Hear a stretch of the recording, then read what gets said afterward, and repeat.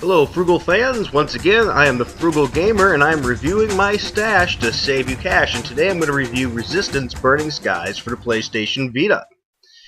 Now, first of all, this game, you can get it for around $9.99 to $20. You can get it cheaper once in a while if you look hard to, but be very careful. If you get this game and you want to play the multiplayer, you'll need to get an online access code because it has single player and multiplayer as well. I'm going to put my main focus on the main campaign, but I'm going to go over a little bit of the other as well.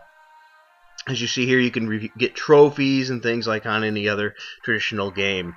Burning Skies did receive mixed reviews from critics as well as users. With users' reviews, though, were more positive overall.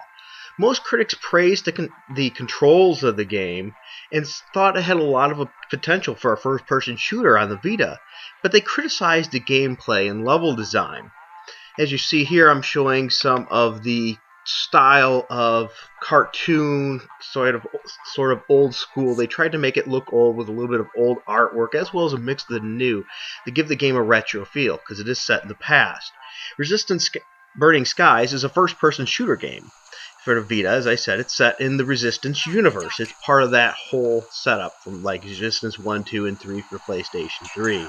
The game was developed by Nihilistic Software and published by Sony Computer Entertainment in June of 2012. You play the protagonist character Tom Riley, which is different from the ones from the PlayStation 3. He's a firefighter who fights against an enemy called the Chimera during their invasion of the United States. So this one's going to focus on the United States against the Chimera, which you've seen the Chimera in all the other Resistance games. The story starts in August 14th of 1951, 1 month after the liberation of the United Kingdom, that the Chimera attacked the east coast then of the United States.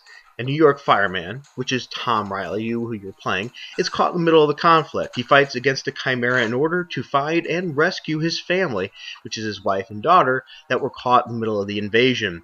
Burning Skies has definitely a lot to it. As you see here, I'm going to show you some of the different guns, and it brings back that old classic wheel, which I tend to like. And each one of these guns is upgradable when you see the little cube in the middle. When you find those cubes, which are gray tech cubes, alien technology, you can enhance and upgrade your gun. He also uses an axe for his melee weapon, and you get different kinds of grenades and things as well. It has a competitive 8-player multiplayer online game, and I will say the online is one of the better ones for Resistance. I thought Resistance 2 was really good online. 1 was pretty dead by the time I got to it, and 3 I never really cared for it that much for the online. 2 had a lot of fun. This one probably brings back some of that fun even with a lesser amount of characters, but unfortunately, with any multiplayer game, sometimes the amount of people on it dwindle down, and it's dwindling down a little bit. So don't buy this game for the multiplayer purpose. I'm not saying the multiplayer isn't good. I enjoyed it, actually. It was a lot better than Call of Duty Declassified. There's just not a lot of people on it. You do get with the multiplayer 6 maps, and you get like deathmatch, team deathmatch, and survival, and so on. And also, as I said, it brings back that weapon wheel, which I love the weapon wheel. Being able to pull out those weapons like the carbine, deadeye, auger, bullseye, as well as using their secondary functions.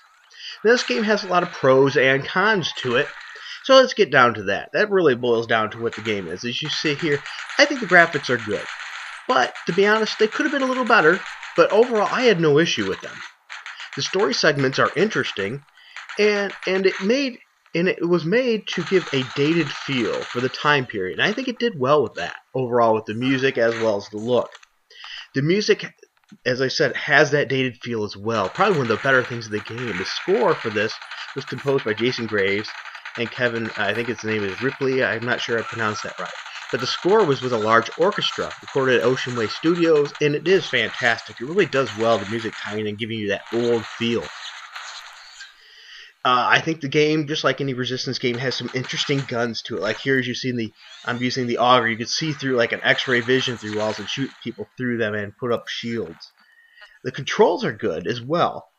A lot of people gave praise to that, but I think they could have been a little better. It uses the touchscreen a lot, but sometimes I found using the touchscreen to be a little bit cumbersome. Like, see there, I'm shooting stuff. I'm not a big fan of touching the screen to throw a grenade and put it in a position, or have to spread my fingers across to throw up a shield. I wish it was a little easier to use the secondary, just like with a one-button function, but, you know, it's a small complaint.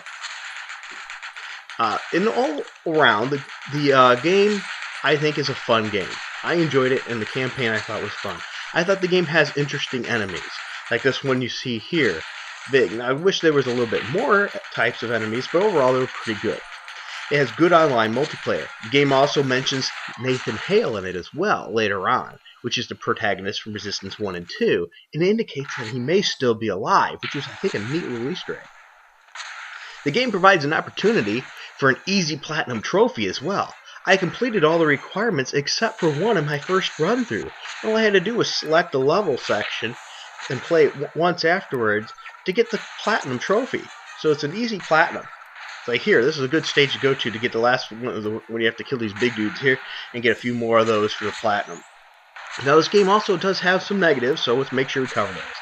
The game does not have many epic bosses like Resistance 2 and 3. You know, 2 and 3 just had these massive epic bosses. It just really made, you know, it was almost like a fear element to it. This doesn't have as much of that. The game could be longer as well. There's only 6 levels in this game. That's one of my biggest gripes. I wish it was a bit longer. The game did not introduce or use many new types of creatures either. It was used what was already existing in the series. It didn't really add anything surprisingly new to it, which I think is always a great touch to do. So it didn't use a lot of new types of creatures. There is good multiplayer, as I said, but there's just not many people playing it. So overall, for $9.99 or in that area, I think this is a good buy. But don't buy it if you're looking for a game to buy for multiplayer only. It's just too small of a community and dwindling. The game's a bit short, but remember, you're purchasing it for a 6-level campaign.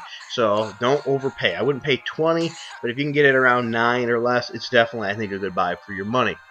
Once again, I do appreciate you watching these videos. My numbers have been going up. I really appreciate that. So if you do like this video, please make sure you hit the like and subscribe.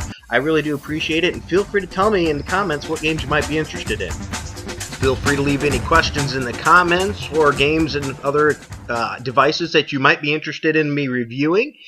So until then, keep it frugal.